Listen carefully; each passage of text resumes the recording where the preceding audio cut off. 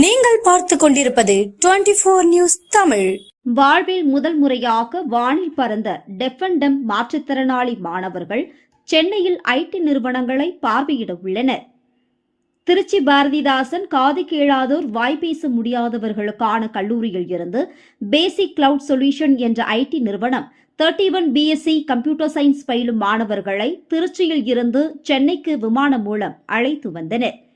சென்னை விமான நிலையத்தில் அவர்களுக்கு பூங்கொத்து கொடுத்து உற்சாக வரவேற்பு அளிக்கப்பட்டது.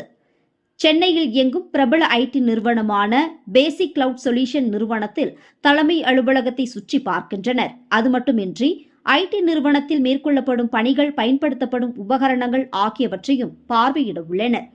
தொடர்ந்து பத்திரிகையாளர்களிடம் பேசிய மாணவர்கள், விமானத்தில் பயணிக்கும் பொழுது புதுவித அனுபவமாக இருந்தது.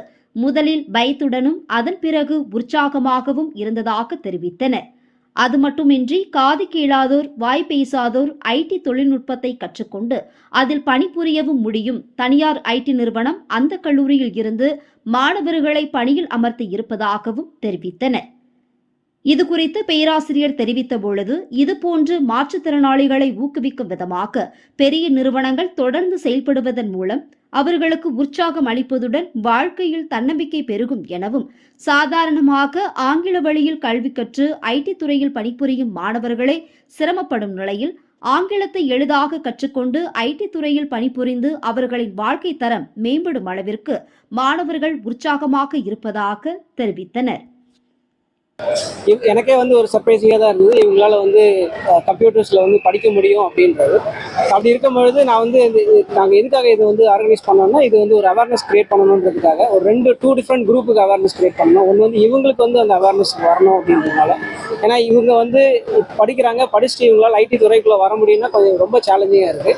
அந்த சேலஞ்சை எப்படி பிரேக் பண்ணி அவங்க மேலே வரணும், அதுக்கான ஒரு இன்ஸ்பிரேஷன் கிரியேட் பண்ணணும் அப்படின்றதுக்காக தான் அவங்க இங்கே நாங்கள் ஃப்ளைட்டில் கொடுத்தோம்.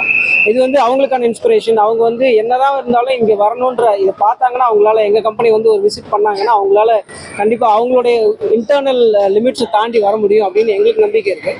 அது இல்லாமல் ரெண்டாவது குரூப்புக்கும் ஒரு இன்ஸ்பிரேஷன் கிரியேட் பண்ணணும்னு நினச்சோம். ஏன்னா இப்போ என்ன மாதிரி ஐடி கம்பெனிஸ் ரன் பண்ணுறவங்க நிறைய பேருக்கு ஆட்கள் தேவை.